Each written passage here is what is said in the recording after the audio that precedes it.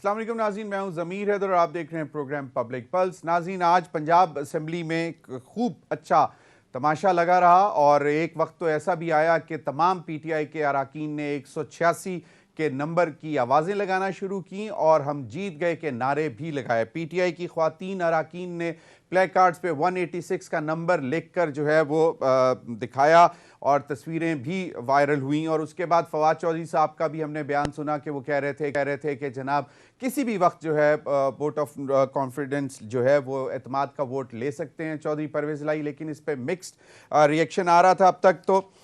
लेकिन आज इमरान खान साहब ने एक बहुत ही गुस्से वाली और बहुत ही पुरुमीद तकरीर की जो उन्होंने पार्लिमानी इजलास से खिताब किया, उसको टीवी चैनल्स ने भी दिखाया और उसमें उन्होंने कहा कि कोई रेड लाइन नहीं हो सकती, रेड लाइन सिर्फ़ और सिर्फ अवाम है और इमरान खान के लिए कोई और रेड लाइन नहीं हो सकती। अवाम ही फैसला करेगी कि क्या होना है और अवाम ही रेड लाइन लगा सकती है। उन्होंने चौधरी परवेज़ इलाही और मोनिस इलाही का भी शुक्रिया अदा किया और उन्होंने कहा और उनको बल्कि बाकायदा तौर पर सलाम पेश किया कि जिस तरह वो उनके ऊपर जो प्रेशर्स आ रहे हैं, जिस तरह FIA जो है उनको तंग कर रही है। मोनिस इलाही साहब की अहलिया को भी आज रोक लिया गया बाहर जाने से, मोनिस इलाही साहब मुल्क में है ही नहीं और उन्होंने कहा कि मैं सलाम पेश करता हूँ कि आप इन तमाम धमकियों के बावजूद जो हैं वो खड़े हुए हैं हमारे साथ। और चौधरी परवेज़ इलाही साहब थोड़े से पुरुमीद भी, लेकिन उनके चेहरे से थोड़ी सी परेशानी भी थी। यकीनन जब बच्चों के ऊपर FIA के केसेस हों, मनी लॉन्ड्रिंग के लिए बुलाया जा रहा हो FIA की जानिब से, तो परेशानी तो होती है, लेकिन वो भी पुरुमीद हैं क्योंकि एक नंबर है जो गोल्डन नंबर 186 जो कि PTI अभी तक कह रही है कि हमारे साथ है और हमें किसी किस्म की कोई परेशानी नहीं है। और उन्होंने इमरान खान साहब ने अपने खिताब में तमाम अरकान को जो PTI और अलाइड पार्टीज़ के पंजाब असम्बली में हैं उनको कहा कि हौसला रखें, मुझ पे कोई भी रेड लाइन नहीं लगा सकता। और फिर उन्होंने आज एक और बात जो है बड़ी वाज़ेह बता दी। उन्होंने कहा कि जिस तरह ही मेरी टांग ठीक होती है अगले 2 से 3 हफ्ते में, तो मैं फिर दोबारा सड़कों पर मौजूद हूँगा। और नाज़रीन, प्रोग्राम के आखिरी हिस्से में ज़रा खालिद मकबूल सिद्दीकी साहब की जो थ्रेट है उसको भी जायज़ा लेंगे क्योंकि 15 जनवरी को जो इंतखाबात हैं उसके बल्दियाती इंतखाबात कराची के जो रह गए थे वो होने हैं, हैदराबाद में भी होने हैं। तो उस पर खालिद मकबूल सिद्दीकी साहब ने अब फाइनल दे दिया है कि हम हुकूमत से अलहदा हो जाएंगे। इसका भी जायज़ा लेने की कोशिश करेंगे कि क्या वो हुकूमत से बिल्कुल अलहदा हो जाएंगे या सिर्फ काबीना से अलहदा होंगे।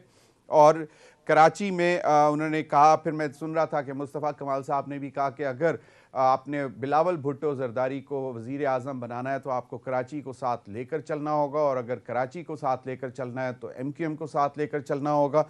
और फिर कुछ थोड़ी सी सख्त वार्निंग भी दे दी खालिद मकबूल सिद्दीकी साहब ने कि हालात के अगर ख़राब हो गए, यानी कि लॉ एंड ऑर्डर सिचुएशन ख़राब होगी, तो फिर इसके हम जिम्मेदार नहीं होंगे। काफ़ी सख्त हालात चल रहे हैं। दूसरी तरफ हुकूमत जो है वो कह रही है कि हमने ये जो 10 अरब डॉलर है ये इमदाद है, हालांकि ये कर्जा है। हाँ, रिलैक्स जो कंडीशंस हैं उनकी वजह से रिलैक्स कंडीशंस हो सकती हैं, इस पे मार्कअप कम हो सकता है, लेकिन ये सारे के सारा इमदाद नहीं है। तो इस पर भी जो है हुकूमत ने इश्तिहार छाप दिए हैं बड़े बड़े और बड़ी अजीब सी बात लग रही है कि एक तो आप किशकोल उठा के दुनिया भर के सामने फिर रहे हैं और ऊपर से फिर कहते हैं कि जी हमने बहुत तीर मारा। पिछले हफ्ते हमने देखा कि जो उन्होंने अपने PTI के वाइट पेपर के जवाब में छापा कि जी ये है know the economy rebuilding Pakistan, और उन्होंने फिर सारा कंपैरिजन दिया कि जी हमारे दौर में ये हो रहा है, ये हो रहा है, और फिर 2013 से 18 तक का भी मुआवजा दिया।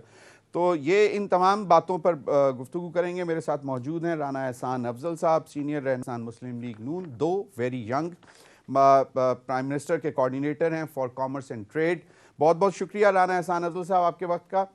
हमारे साथ मौजूद हैं अहमद पनसोटा साहब, माहिर कानून हैं, क्योंकि आज लाहौर हाई कोर्ट में भी बड़ी दिलचस्प गुफ्तगू रही, उस पर भी हम जानने की कोशिश करेंगे कि लाहौर हाई कोर्ट ने कल की तारीख दे दी है कि 12 जनवरी तक उन्होंने मुलतवी कर दिया जो इनको हटाने के नोटिफिकेशन के हवाले से था। और फवाद चौधरी साहब का कहना है कि अगर हम वोट ऑफ कॉन्फिडेंस ले लेते हैं तो फिर हमारी जो दरख्वास्त है गवर्नर के उसके ऊपर जो उन्होंने कहा था, ऑर्डर दिया था, उसके वो भी हम वापस ले लेंगे। अब सवाल ये पैदा होता है कि वोट ऑफ कॉन्फिडेंस लेने के फौरी बाद, क्योंकि 11 तारीख हमें बताया गया था कि कट ऑफ डेट है, यहाँ 12 हो गई है क्योंकि कोर्ट ने डेट आगे कर दी है, तो क्या चौधरी परवेज़ इलाही साहब जो हैं वो पंजाब की हुकूमत तहलील कर देंगे, पंजाब असम्बली तहलील कर देंगे और इसके साथ ही केपी भी तहलील हो जाएगा? क्योंकि आज भी इमरान खान साहब ने कहा कि कौन ऐसा करता है, हम दोनों सूबों में हुकूमत के बावजूद अपनी हुकूमतें तहलील करने के लिए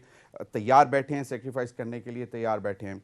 इमरान खान साहब ने जो बात की वो ज़रा सुन लें, चौधरी परवेज़ इलाही साहब से के हवाले से और मुनीस इलाही साहब के हवाले से, और फिर अब जो उन्होंने MPs को कहा। मैं आज यहाँ खास तौर पे चौधरी परवेज इलाही और काफ लीग को भी आज दाद देता हूँ, आज खराज तहसीन आपको भी पेश करता हूँ, क्योंकि एलाइज को भी पूरा धमकियां दी गई। हमारे लोगों को पहले तो खैर ऑफर किया गया कि देखें नून लीग में चले जाएं, और फिर धमकियां भी दी गई कि अगर आप नहीं जाएंगे तो ये हो जाएगा, हम आप फलाना कर देंगे। पैसे अलहदा, धमकियां अलहदा। एक चीज कही गई कि पीटीआई की कोई फ्यूचर नहीं है, इमरान खान की कोई फ्यूचर नहीं है। इमरान खान पे हमने रेड लाइन लगा दी है। किसी के ऊपर सिर्फ रेड लाइन पाकिस्तान की अवाम डाल सकती है। इमरान खान के ऊपर रेड लाइन लगा दी गई है और उन्होंने कहा कि रेड लाइन सिर्फ अवाम लगा सकती है। उन्होंने अपने MPs को बताया कि अगर कोई आपको ये कह भी रहा है, धमकियां भी दे रहा है, पैसों की भी ऑफ़र कर रहा है और फिर साथ ये भी कह रहा है कि इमरान खान पर हमने रेड लाइन लगा दी है, तो इस पर आप यकीन ना करें। इन बातों का कोई सर पैर नहीं है और रेड लाइन सिर्फ अवाम लगा सकती है। राना एहसान अफजल साहब, आपसे जानने की कोशिश करूंगा, क्या बना रहे हैं पंजाब में? राना सनाउल्लाह साहब कहते हैं कि जी मैं तो पंजाब लेके ही जासा।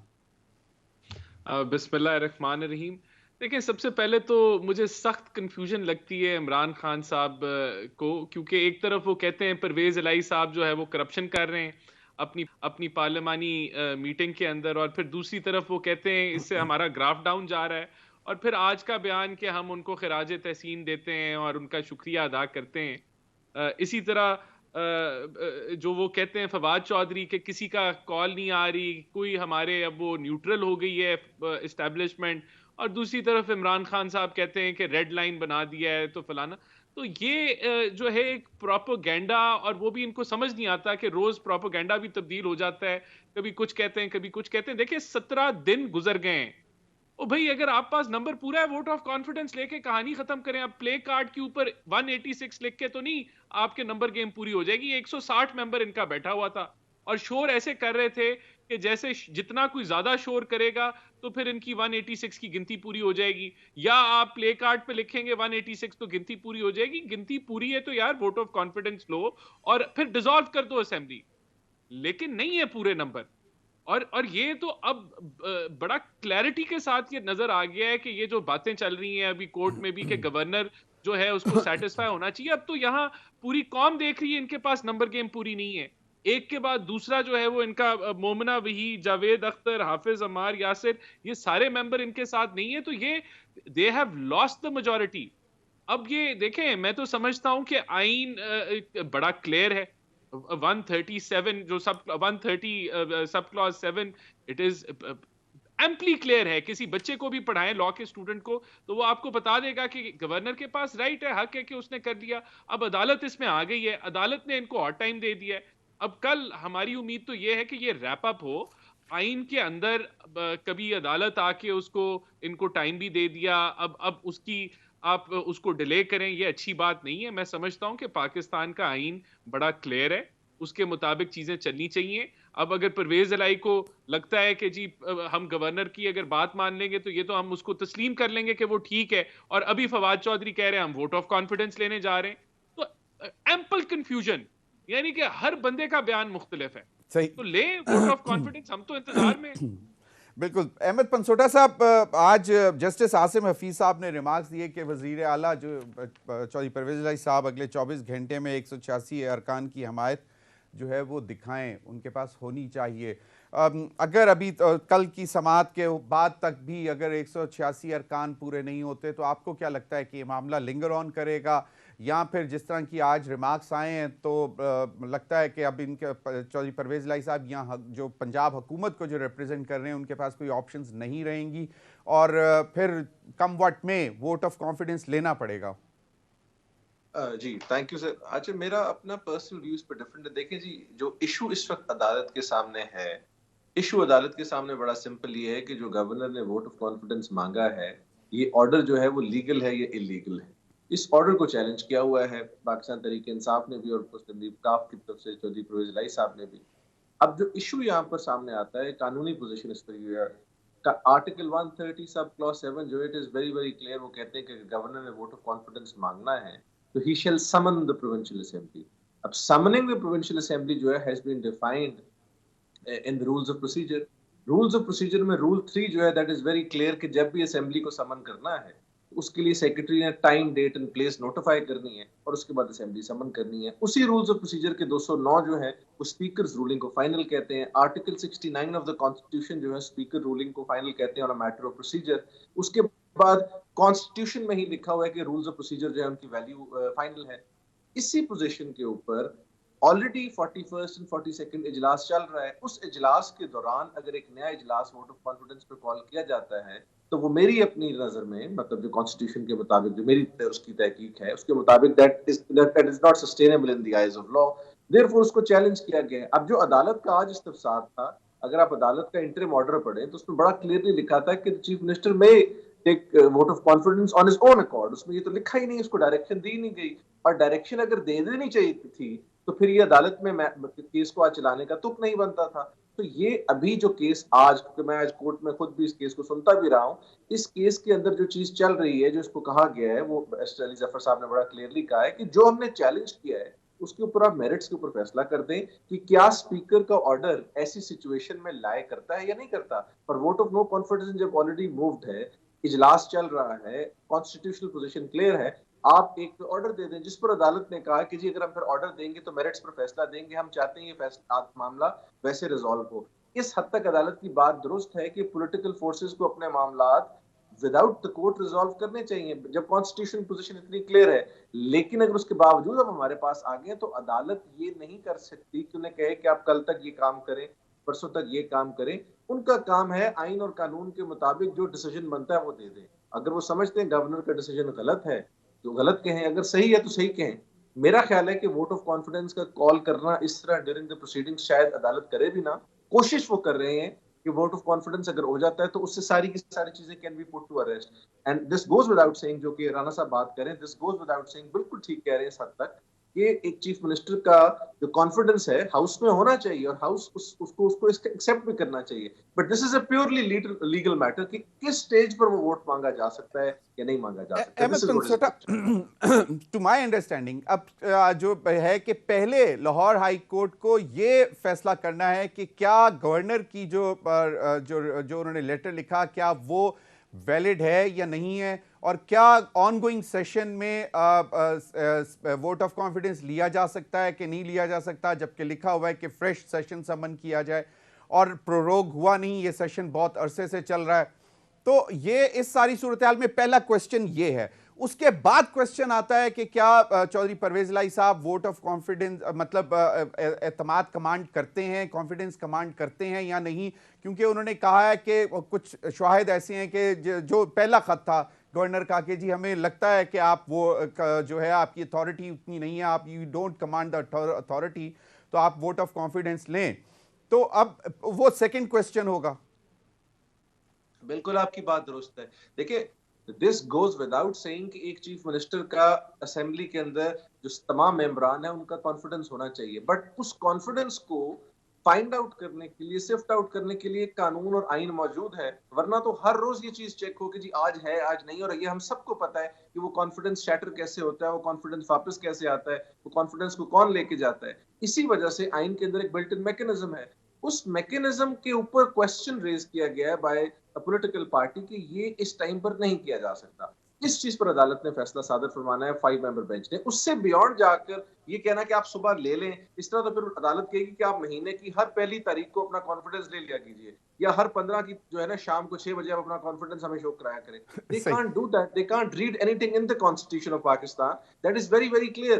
Article 137 clause 7 जो राना साहब ने पढ़ा है, मैं भी उसी की रीडिंग आपको बता रहा हूं, मेरी अपनी जाती राय, because it's a case of first बिल्कुल आई अंडरस्टैंड, क्योंकि यहाँ पे एक क्वेश्चन ये भी आता है कि let's suppose without agenda of the day session का जो होता है पंजाब असेंबली का, उसमें अगर वोट ऑफ कॉन्फिडेंस का एजेंडे में शामिल नहीं है कि chief minister vote of confidence लेंगे, और उसके बावजूद अगर chief minister vote of confidence ले लेते हैं, तो is that if that can be question in the court of law के वो दोबारा मतलब पीडीएम जो है वो और पीपल्स पार्टी उठा के कोर्ट में ले जाएं? इस पर भी मैं चाहूंगा आपका ओपिनियन, लेकिन मैं चाहूंगा राना एहसान अफजल साहब। राना एहसान अफजल साहब, क्या कॉन्फिडेंस है क्या आप लोगों के पास कि जिस पर राना सनाउल्लाह साहब कहते हैं कि मैं तो हुन पंजाब असेंबली जेब छुपा के लेके ही जावांगा लाहौरों?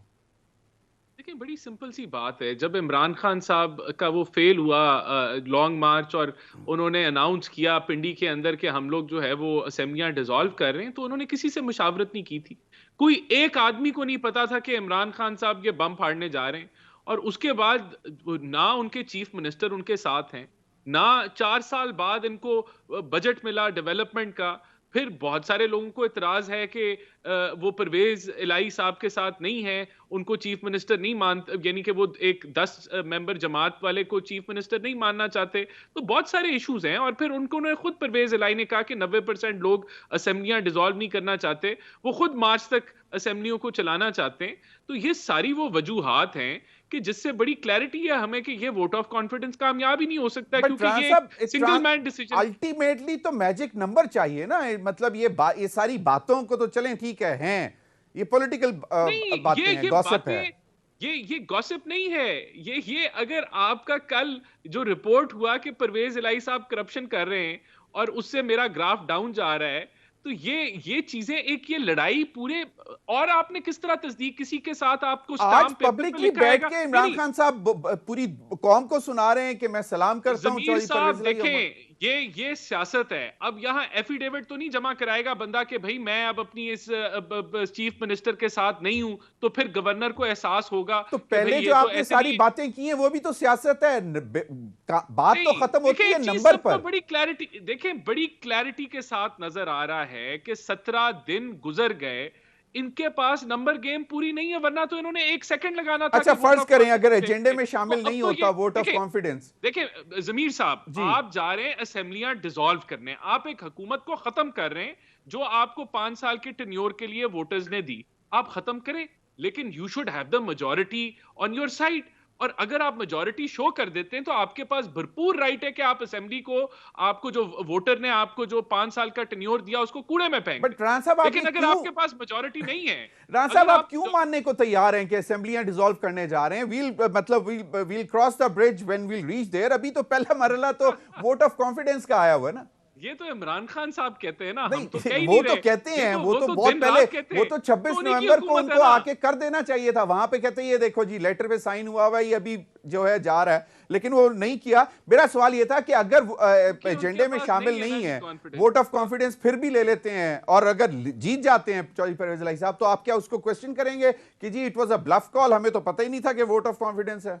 मतलब प्रेरोगेटिव तो उनका है ना, उनको नंबर पूरा शो करना है, आप लोगों को तो नंबर नहीं पूरा करना था ना। हम तो ख्वाहिशमंद हैं कि ये वोट ऑफ कॉन्फिडेंस ले लें, और अगर जीत जाते हैं तो पूरा हक है कि असेंबली डिसॉल्व कर ले। कौन इस हक को जो है वो कर सकता है? देखिए इशू क्या है, आइन क्लियर है, आइन का आर्टिकल 130 सब क्लॉज 7 क्लियर है। मसला ये कि स्पीकर जो है वो बायस्ड है, वो स्पीकर पीटीआई की पूरी जो है वो मूवमेंट चला रहा है। अगर ये अनबायस्ड स्पीकर होता तो ये अब जो सेशन है आप जो है वो साल प्रोरोग ना करें। बिल्कुल राना एहसान अफजल साहब, आई कांट रिकॉल विविडली, लेकिन मेरा ख्याल में कासिम सूरी केस में सुप्रीम कोर्ट की कोई रूलिंग थी या इस तरह का था, और उस पर भी हम जाएंगे, बैरिस्टर अहमद पंसोटा साहब से पूछेंगे कि अगर वो सही था तो फिर ये जो आर्टिकल 130 और सब सेक्शन 7 के तहत जो है, और फिर 69 या जो भी है कि जी फाइनल 109 के तहत कि जी स्पीकर की रूलिंग को क्वेश्चन नहीं किया जा सकता, तो इस पर भी बात करेंगे। अभी ब्रेक का, नाज़रीन हमारे साथ रहिए।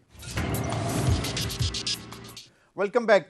बैरिस्टर अहमद पंसोटा साहब, ये मुझे एक बात बताएं कि जिस तरह आपने कहा कि स्पीकर की रूलिंग और स्पीकर का जो प्रेरोगेटिव है उसको बहुत डिफेंड किया जा रहा है, लेकिन अगर थोड़ा सा रिवाइंड करें टाइम को, सुप्रीम कोर्ट का डिसीजन, उस पर जरा कोई थोड़ी सी रोशनी डालेंगे?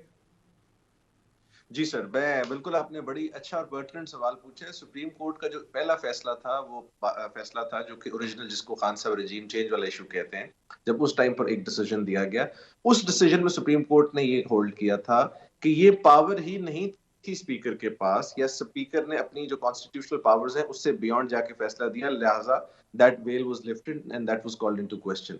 मजारी साहब के केस में भी मजारी साहब ने जो वोट्स को कंसिडर नहीं किया था, वो भी कॉन्स्टिट्यूशन के अंदर अवेलेबिलिटी ही नहीं थी उनको। यहाँ पर इशू ये है, जिससे how I differentiate, number one में आर्टिकल 69 साइट करूंगा, जिसमें कहा है कि जब भी एक मैटर ऑफ प्रोसीजरल एरर आएगा या कोई प्रोसीजर का इशू आएगा, that can not be called into question. अब यहाँ पर इशू ये है कि एक हाउस को चलाना कैसे है, जिसके लिए रूल्स ऑफ प्रोसीजर मौजूद हैं जो कि एम्पली क्लियर हैं इसके ऊपर।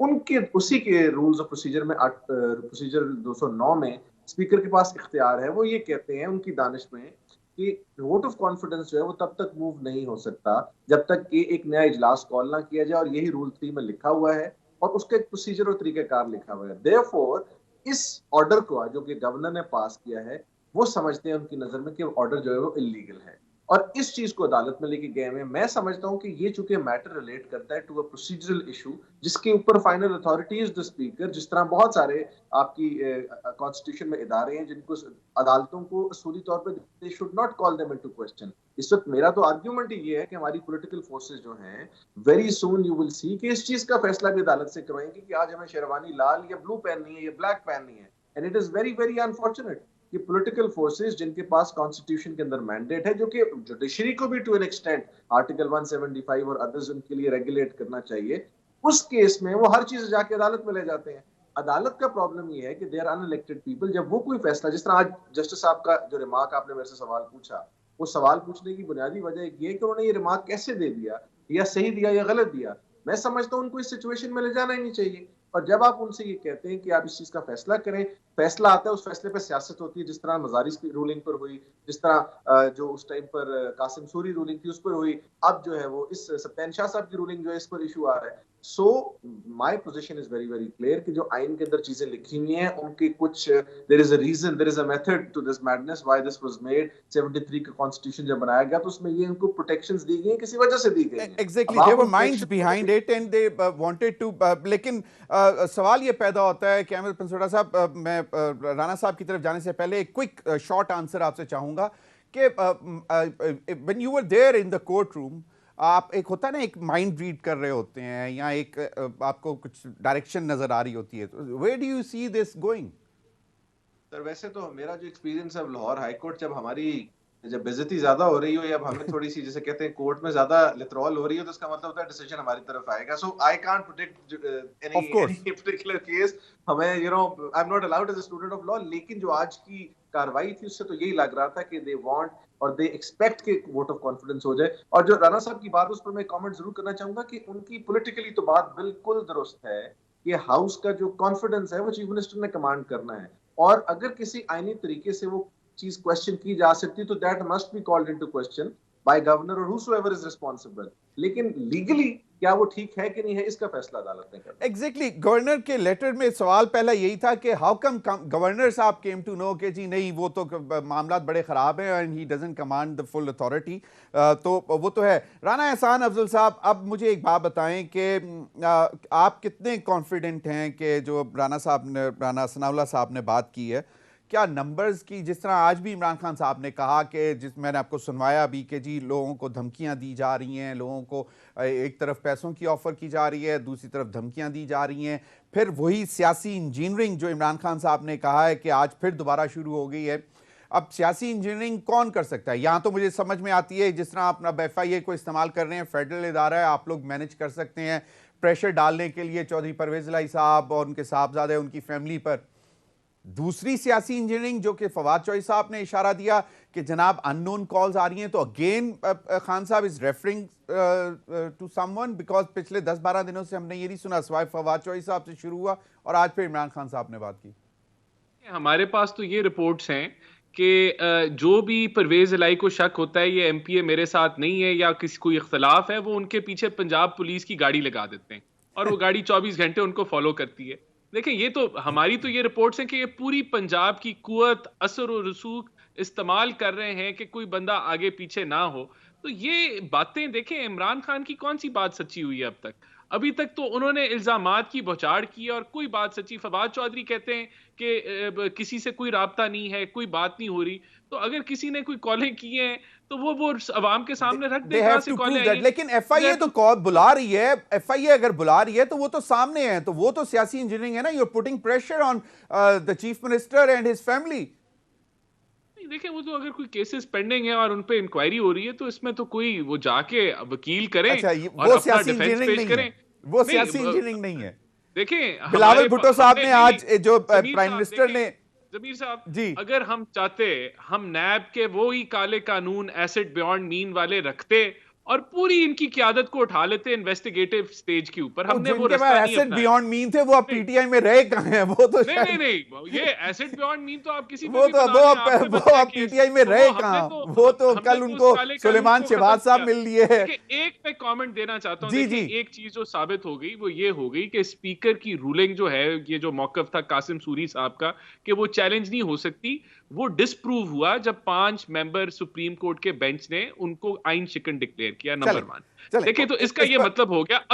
अभी जो प्रोसीजरल बात कर रहे हैं मेरे दोस्त बैरिस्टर साहब, उस वो पर ठीक कह रहे राणा साहब अगर इजाजत दें तो थोड़ी देर बाद बात कर लेते हैं, क्योंकि मेरे साथ हैं अरसलान रफीक भट्टी साहब, और भट्टी साहब को थोड़ा सा एंगेज करना है ताकि पता लगे कि एक्चुअल इस वक्त पंजाब में नंबर गेम है क्या, पोजीशन क्या है। वो कोई मोमिना वहीद साहिबा हैं और एक दो और नाम है, कि ये क्या वाकई ऐसा है, कुछ हैं नाराज लोग या नहीं? भट्टी साहब जी, अस्सलामुअलैकुम। वालेकुम सलाम। भट्टी साहब कुछ दसो, मतलब मोमिना साहिबा भी नहीं हैगी, फिर भी फवाद चौधरी साहब कहते हैं कि साढ़े को 187 हो गया। देखिए, बात यह है जी कि जमीर भाई के सिंपल सी बात यह है कि अभी असाब की जंग जारी है, कि जो असाब की जंग जीत जाएगा वो वाकईतन आज का सिकंदर होगा। मामला यह है कि अब मैं असेंबली में मौजूद हूँ। मैं कल पिछले 3 दिन से मुसलसल असेंबली आ रहे हैं। 170, 172, 173 के लगभग दोनों जानिब से दावे यही है जी कि हमारे 180 हैं, और हुक्मरान इत्तेहाद कहता है जी मेरे 180, 186 पूरे हमारे गोल्डन नंबर जो है। लेकिन दोनों जानिब से अगर बकौल राना सनाउल्लाह के 7 लोग इनके मुल्क से बाहर हैं, जिसकी ट्रैवल हिस्ट्री इनके पास है, जिसकी ट्रैवल सारा कुछ इनके पास है, वो कह रहे जी 7 लोग इनके बाहर हैं। मोमना साहबा वैसे नाराज हैं, वो बीमार हैं या नाराज हैं, दोनों बातें हैं, वो नहीं है असेंबली में मौजूद। अब 7 लोग अगर कम है तो 180 इनके बनते हैं टोटल, जो टोटल इनके पास इस वक्त मौजूद है। लेकिन 170, 172 आज पार्लिमानी पार्टी का भी जो फिगर आया वो 173 के करीब आया, 172 है या 173 है। और उसके साथ अगर बाहर से लोग अगर इनके बकौल के जी 4 लोग हमारे वापस पहुंच गए हैं, तो 4 लोग पहुंच भी जाएं तो 176, 170 के करीब बनते हैं। वो उसके लिए एतमाद के वोट के लिए इनको कम से कम 186 गोल्डन नंबर जो है वो चाहिए है, जो कि इनके पास नहीं है। और अगर उन्होंने उनको तरीक़त अदम एतमाद लानी है अपोजिशन ने, तो उनको भी 186 वोट चाहिए। भट्टी साहब वज़ीर आला इलेक्ट करवाएं। भट्टी साहब एक और बड़ी दिलचस्प बात है, वो कहते हैं चौधरी परवेज इलाही साहब जो हैं वो इस मामले में बड़े मतलब शातिर हैं, तेज हैं। उन्होंने वोट ऑफ कॉन्फिडेंस करवाना है और कहना जी 9.5 नंबर पूरे हो गए, 186 हो गए, क्योंकि कहते हैं जी अमला भी उनके साथ है, बड़ा एक्टिव है, सारे रिक्रूट किए हुए उनके अपने बंदे हैं। तो ऐसा कुछ है, सीन हो जाएगा या नहीं होगा? जमीर भाई, मैं आपसे 1000% नहीं, 1,00,000% नहीं, बल्कि जो अरबों के हिसाब से कह लेना, मैं आपके साथ मुत्तफिक हूँ इस मामले में। अच्छा, चूंकि उन्होंने खड़े करना है लोगों को, और एक की जगह पे 2 गिन जाएंगे, या काउंटिंग अगर आगे पीछे कर लें तो वो 182, 86, 87 कर देंगे।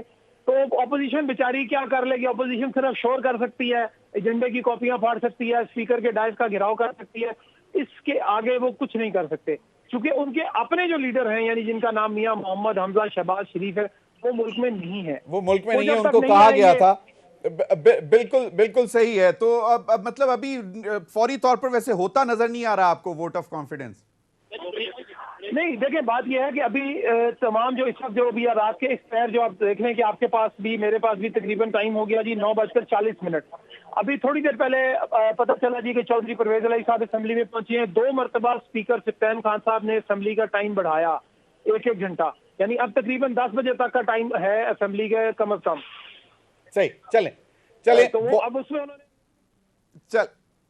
सही। बहुत बहुत शुक्रिया भट्टी साहब, आपको हम तंग कर देते हैं। बैरिस्टर साहब, अगर ये इस किस्म की गेम हो जाती है और actual on ground number as such मतलब फिजिकली नहीं है, और वो कहते हैं कि जी काउंटिंग हो गई दस्ती, वो शोर शराबा नहीं, हल्ला जो होता है पड़ता है कि जी वो निकल गए, तो इस पे क्या मतलब फिर बनता क्या है कि मतलब वो जो बस फाइनल नंबर आएगा उस पे साइन करेगा स्पीकर एंड इट्स गॉन?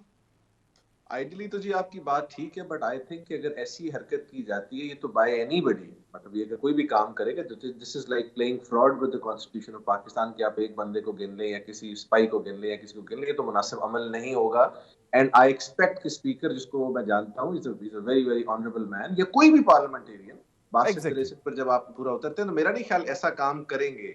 अगर ऐसा करते हैं तो ऑफ कोर्स वो रिजल्ट तो कंपाइल हो जाएगा, फाइनल हो जाएगा, and by the same logic जो मैंने आपको पहले But दिया we है। have CCTV cameras, we can actually जी जी get the बिल्कुल, numbers as well. और if it's but taken to the court, then it has to be proven कि जी हाँ नहीं नंबर पूरा था। वेरी राइट, बहुत बहुत शुक्रिया अहमद पनसोटा साहब आपके वक्त का। नाज़रीन, वक्त हुआ एक ब्रेक के बाद हमारे साथ सलमान मुजाहिद बलोच साहब भी हैं, MQM के लीडर हैं, क्योंकि आज खालिद मकबूल सिद्दीकी साहब ने बड़ी क्लियर वार्निंग दे दी है, उस पर भी बात करेंगे कि अगर जो ये बल्दियाती इंतखाबात 15 जनवरी को हैं इनको मुलतवी ना किया गया, 2 दिन की मोहलत दी है, तो फिर हालात नताइज संगीन भी हो सकते हैं। ब्रेक के बाद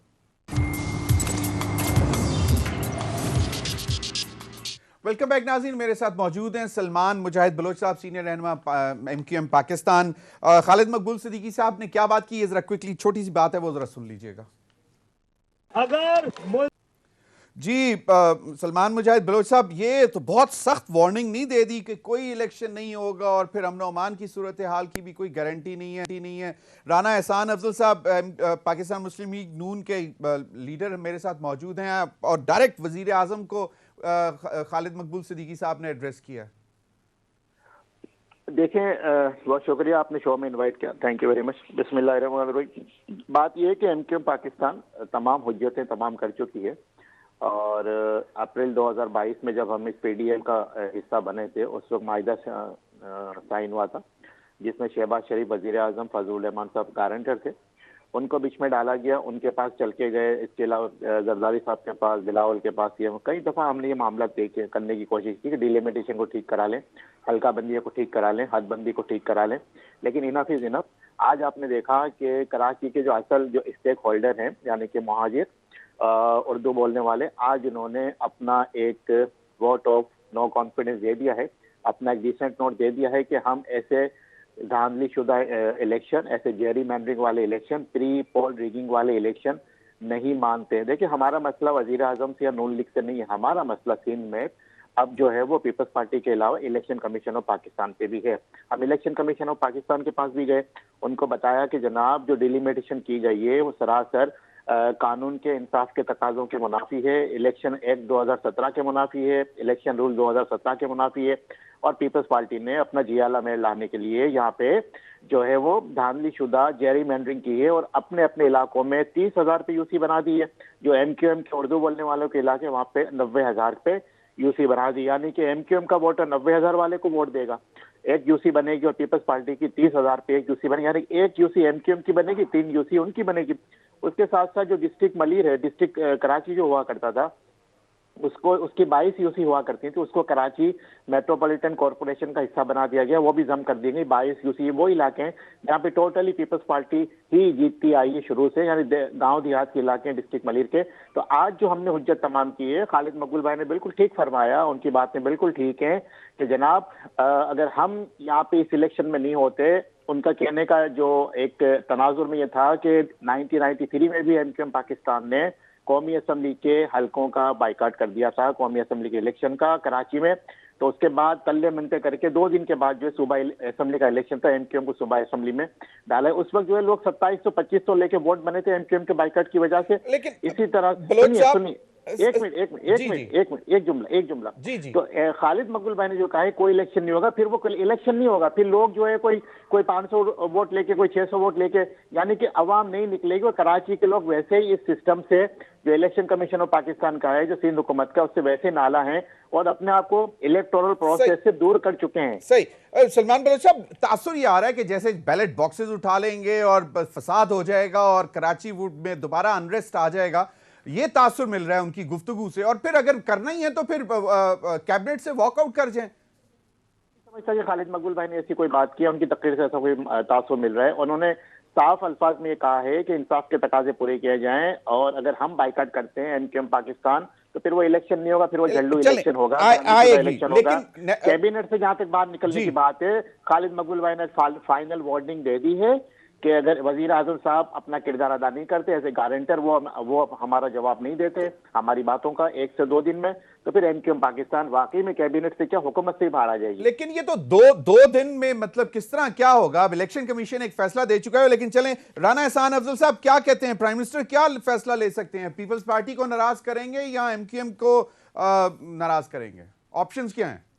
देखिए, ये जो मामला है, एक तो इसमें मैं समझता हूं कि अगर लोकल बॉडीज के इलेक्शन हैं तो ईसीपी को जो बड़े स्टेक होल्डर्स हैं, और एमक्यूएम एक बड़ी स्टेक होल्डर है लोकल बॉडीज के अंदर, वहां उनकी बात को सुनना चाहिए। देखिए, हमारा तो अगर इंटरनल कोई मसाइल हैं विद इन पीपल्स पार्टी तो ऑलरेडी वक्फ क्या था और इनकी बातचीत चल रही थी, लेकिन अब इशू ईसीपी के पास है। तो मेरे ख्याल से जो जिस किस्म की फैसिलिटेशन हम एमक्यूएम को दे सकते हैं हम देंगे। हम हमारे ये काबिले इज्जत पार्टनर्स हैं और हमें इनकी ज़रूरत है इस कोalition के अंदर इसको चलाने के लिए। तो डेफिनेटली प्राइम मिनिस्टर साहब जो हैं, he is all ears for MQM. He is all ears but he is not in country for next 2 days। 12 और 13 को वो मुल्क में नहीं है, 14 को आके वो क्या डिसीजन लेंगे? 15 को इंतखाबात हैं। बिल्कुल, तो मैं ये समझता हूं कि ये इनके पास जो लीगल रेमेडीज हैं वो जरूर उसको यूटिलाइज करें, और वही रास्ता है, क्योंकि ईसीपी एक इंडिपेंडेंट अदारा है, वो कोई हुकूमत के जो है वो डिक्टेशन पे तो नहीं है ना। तो वो मतलब एक हंगामी पिटीशन दोबारा लेके जाए एमक्यूएम पाकिस्तान इलेक्शन कमीशन में।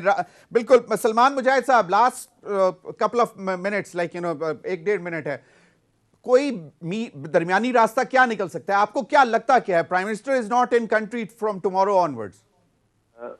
We don't care straightly I would say. लेकिन आपने कहा इमरजेंसी पिटीशन लेके जाएं, बिल्कुल। एमक्यूएम पाकिस्तान कल I think election commission of Pakistan के 2 दिन पुराना जो फैसला है जिसमें उन्होंने इलेक्शन कमीशन ऑफ एमक्यूएम की ये पिटीशन मुस्तरद की, वोटर लिस्टें जो है वो सही नहीं। अब देखें ना, 2020 की वोटर लिस्ट है मई की, उसके ऊपर तो आप बल्दियाती इलेक्शन करा रहे हो, लेकिन जो अपडेटेड लिस्ट है वो 2022 की वोटर लिस्ट जिस पर आपने सारे ज़मीनी इलेक्शन कराए कराची में। एमक्यूएम ये तो कह रही है, एमक्यूएम यही तो कह रही है।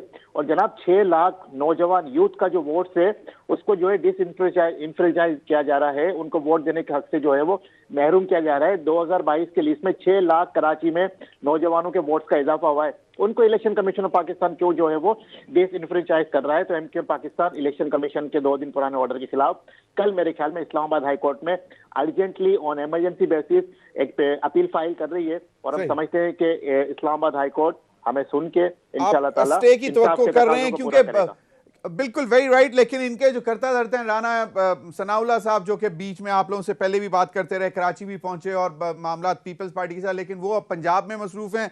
अब दोनों मतलब मसाइल हैं, डबल जेपर्डी है इस वक्त वफाकी हुकूमत के लिए। पंजाब भी है और फिर सिंध में खासतौर पर कराची, और MQM is the major stake holder. बहुत बहुत शुक्रिया सलमान मुजाहिद साहब आपके वक्त का भी, और राना एहसान अफजल साहब आपके वक्त का भी। नाज़रीन इतना ही इजाज़त दीजिए, अल्लाह हाफिज़।